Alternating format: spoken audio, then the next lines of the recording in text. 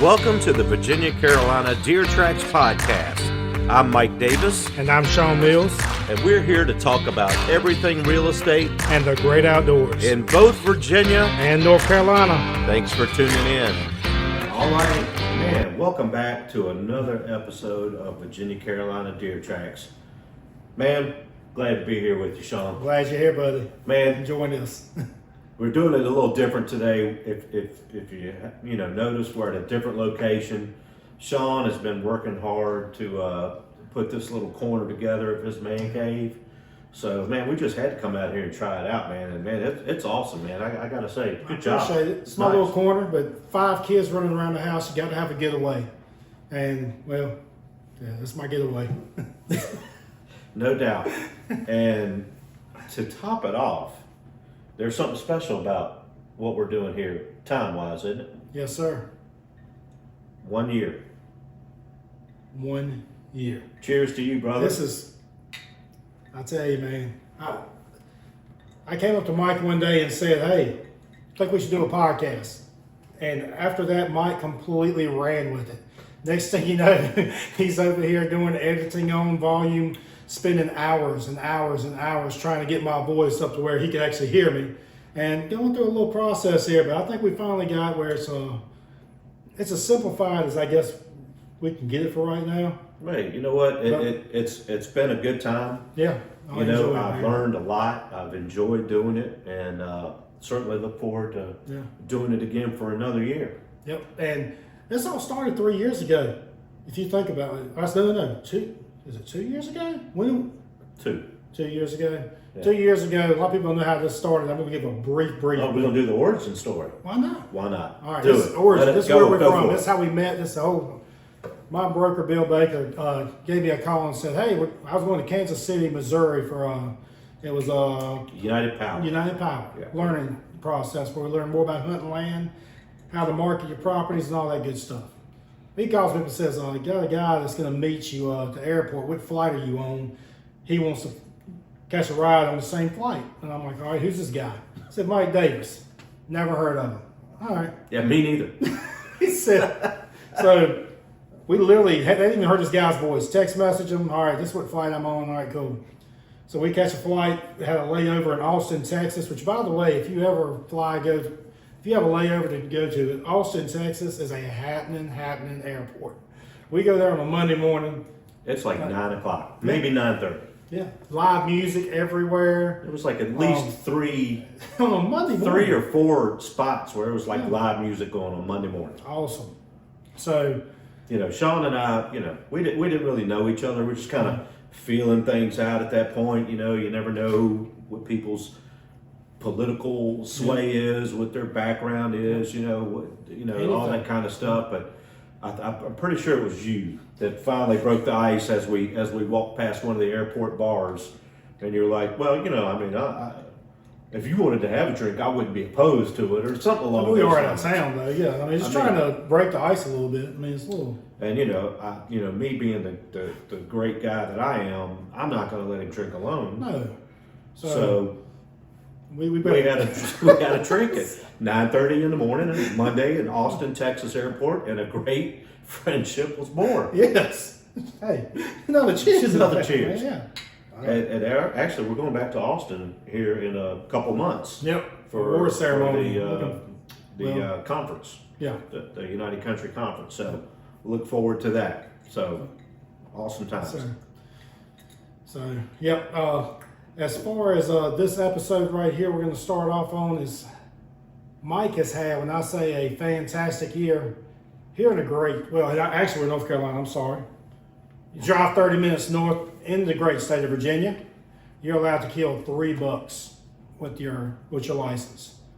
Well, Mike decided this year was the year he was going to take full advantage of everything that state had to offer and had a great season, killed 3 great bucks. Man, I tell you what, we have talked about this kind of stuff on numerous occasions, and I see it on Facebook. It's we didn't come up with this idea, but that commercialization or whatever you want to call it of the hunting industry where it's just been beaten in our brains about shooting trophy bucks, and you got to do it a certain way. Buck shaming in general. Yeah, it really is. It's sad. And don't get me wrong, you know, I'm all about a big buck. I love a big buck. You know, don't want to shoot the little ones. That's not where it's at for me. But I've spent the last several years being super duper selective and letting a lot of things walk, and that's okay. Nothing wrong with that. You let bucks walk this year, by the way. I did. Yeah. And you know, I got my new bow this year, my new Matthews Phase 4. Freaking love it. And Shawn's got his Bowtech shirt on. But you know, I just decided. I love Matthews too. I just decided, man, this year I'm letting arrows fly, man. I'm just. Did you get excited over every buck you shot? Man, I was ecstatic. Case closed. Ecstatic. You know. I mean, that's the thing. If it gets you excited, if it gets that adrenaline pumping, and that whole memory goes through, to hell with it. With anybody says or thinks. That's right. I'm sorry, but I said this earlier. I went through the phase. Yeah. I'm over it. I did not kill my biggest buck to date this year, but I had more fun this year and shot more deer than I've ever done, and I had an absolute blast. Best hunting season for me personally ever. Great memories, great times, great hunts with my buddy Shawn, and man, it's January and I can't. The countdown for next October is already on. We had this conversation literally about an hour ago, just talking about it. But there's a buck here behind me that was it's the second biggest one I've ever killed. It was like a 162. I've got one in my den here that's in the den of my house that probably would score maybe 110. It's a 9-pointer, 15-inch spread. It was my biggest bow kill at the time, and I had worked long and hard years and years to get that buck. And I literally think I was more excited over that one that's in that den. That's why he's there. Than I was this buck right here. Just because, I mean, what we go through as hunters and where we're at, the story behind it, the whole thing of looking just at a picture and going, should have let that walk another year. He could have. I've done that too much. I've done it too much. You know, am I going to shoot spikes and 4-pointers? Okay, no, not terribly interested. I was just like close to dark, and you're not. Depends on how hungry I am. But I mean, you know, No, it's we're just, not going to kill spikes. I mean, it's. You know, I've seen a lot of fantastic deer. It's been a great year and North Carolina. Yeah. Man, awesome. And you know, my deer, does it compete with those guys? Well, I mean, in some ways, yes. Yeah, in some ways, no. And that's fine. Who cares? You know, all I know is I love hunting, and I went out there and I had a fantastic I got to time. cut Mike off because I'm going to say this. He killed 3 bucks off of this property that he's been planting food plots, putting up stands, making it into a great property. And not only did he kill those, I personally also killed 2 bucks off of that same property. All off of Mike's. But between you and I, four of the bucks we killed were from the same stand. Yes. The same exact stand. Yeah. A lot of places acorns weren't dropping. You can factor in whatever you want. Beautiful food plots, great placement, everything about it. But it paid off to the fullest. Man, so, no doubt. Thanks for letting me Oh, no. go out there. Glad to do it, man. I can pay back the favor. Hey, man, I hope so. Man. So, if not, you take me next year. I'll take you again next year. You know, we talked on one of our earlier episodes, might even been the last one, about the fixed versus mechanical broadheads.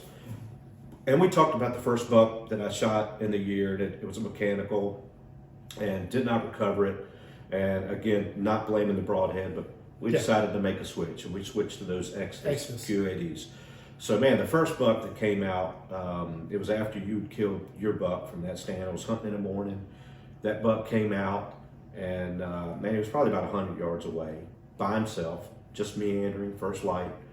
And for whatever reason, man, I didn't make any calls. There was no grunts, no bleats, nothing. I'm just sitting there watching. And he turned and walked directly to the stand. I don't know why. I mean, I don't even know that was a normal place that they come in and out of the field right there. But I mean, literally, he walked to me. The biggest problem was, heck, where the heck am I going to shoot this guy? You know, I had that happen last year. I want that problem though. Yeah, I mean, I had that happen last year where one walked right to me and I let him go past me. And I shot him, but I mean, you're basically trying to shoot him between the shoulder blades, which is, you know, maybe not the smartest thing, but again, I was letting arrows fly this year. So that guy was cool because, you know, I put it on him and man, he dropped right in the spot. It was a spine shot, you know, not my favorite, you know, but what other choice did I have if I was going to shoot that deer? And it worked out, worked great. Dropped him right there, no tracking job. The second buck that I killed from that stand, man, he was chasing a doe. And he came out, and the doe ran, I mean, the doe read the script, right? The doe just ran right out in front of me. He's bumping along behind her. And I'm pretty sure, I'm assuming that he saw movement and he just locked it up, hit the brakes. Because I don't think I made the, you know, I was just too caught up in the moment to do that, you know, That looks like, that one was the one that looked like it was straight off of TV. I mean, it was just like, talking about reading the script. Yeah. That one read the script. Yeah. It literally dropped what? Well, that one, you know, that one, he made a big loop in the field and went to the edge of the food plot and just, you know. If the leaves were off the trees, I think we just saw him drop on the yeah. camera. It was. Yeah. So, I mean, that was so cool, man. And I was doing some self-filming this year, learning about that too on top of the podcast stuff. Man, it's really cool.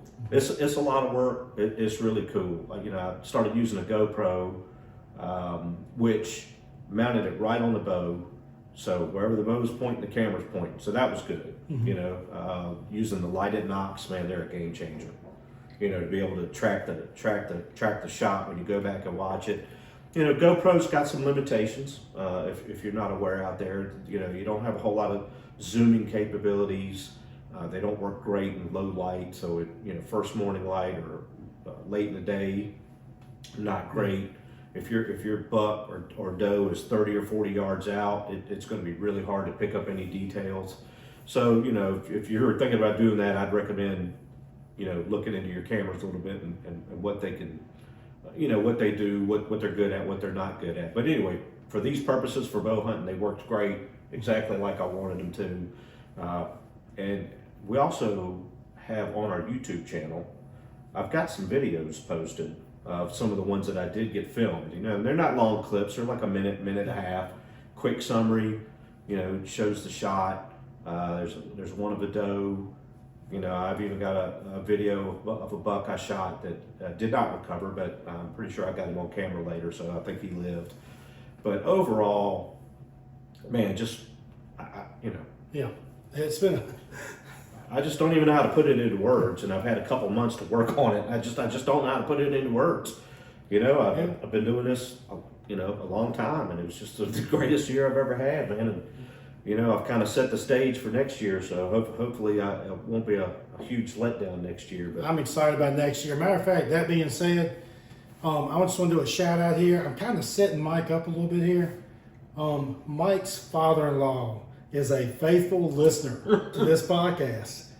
And when I mention about Mike's property, Turkey Ridge, any of you are listening, his father made the, congratulations on owning Turkey Ridge. Well, I just want to say this out loud.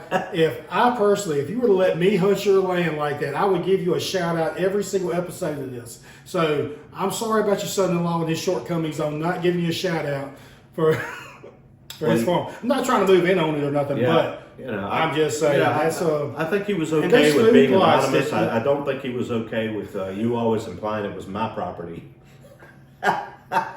He's like, he called me up. He said, "Turkey Ridge, huh? When did you buy that?" So the next episode might not be Mike on here, but I know. So anyway, we did need to clarify that. So Ronnie, if you're out there listening, all the credit to you. It's your farm, and I'm lucky to be part of the family and get to hunt there. And Ronnie, I'm sorry for your son-in-law. That's all. Damn. No, great guy. Maybe say damn twice. And Ronnie's great. I've only been around right a few times. Can tell real quick. It's like you're lucky to have him as a father-in-law. Thank God he has a sense of humor. Let's just say that. He does. He does. You ought to be ashamed of yourself. He gives me just as hard of a time as you do, to be honest. So I doubt that. I catch it at work and I catch it at home. So I'm just You part of that generation now? I'm so lucky. You know, cry my shoulder? No. And tissue? No. Okay. No. I mean, I will fight you on this podcast. Might get some more viewers. Get some boxing gloves. Careful what you wish for there, big guy. But anyway, if you haven't checked out those videos, and we got a video of Shawn's recovery on his first buck he killed, and a couple little videos on the one we talked about the last episode, The redemption. The redemption. Yeah. We got a funny blooper reel on there if you want to check that out. But Great season though, man. When you start naming all these man. bucks off of that, man, that's next year. That's our goal. We're going to definitely be hunting North Carolina some though. I'm working on that right now. Definitely want to do some more videos. It's harder. I really have a great appreciation for these guys that do it though, because it's a lot harder to put all that together to actually film a hunt. man, no doubt. I mean, it's No doubt to watch what those guys do with multiple cameras out there, not only bow hunting in general is challenging enough. Bow hunting is, dial it up a notch, but then to be able to work not one, but two, maybe even three cameras, get all of that going to be able to get the deer in frame, to set up the shot, and then all of the editing that you have to do, and everything that goes wrong. It's a lot of moving parts here. I've really gone down that rabbit hole, and there's a lot of just local cats, man. In Virginia, I've talked to a few of them on YouTube and stuff, watching their channels, and man, they do a phenomenal job. Yeah. And I can only aspire to get that good one day. But man, just out of what little bit I've been doing this year, I've got so much, respect for even the guys that do it professionally. It is not easy. Yeah. That's right. We talked to Tim, with Rush Outdoors at the Virginia Outdoor Show, and he's got his own TV show and stuff, but he doesn't have a cameraman. He does all his own That's all his own stuff. So man, he probably could have a cameraman. Yeah. If I could have a cameraman, I'd be able to be a cameraman, because I will totally screw this up. But man, just nothing but respect for everybody that does that, man. And I enjoy seeing everybody else's videos. But I hope you will check out our videos. I hope you will like and subscribe to our page. Follow us on Facebook, man. We really enjoy bringing these stories to you, and look forward to year number 2 Yes, of putting sir. these episodes together. We got all kinds of different ideas we talked about today that we want to bring to everybody. We're gonna do more video clips. Yeah. And I think everybody likes laughing at you, I and love so it. I'm gonna do more bloopers, and Yeah. I got some plans. I mean, this is gonna be some good ones. All right, So man. y'all need to follow. We're gonna put Put it on back see if you line. can put your money where your mouth is. All right. Well, that's all I got. That's it. That's a wrap, That's man. it. Do it. Do your thing. All right, we out. Peace.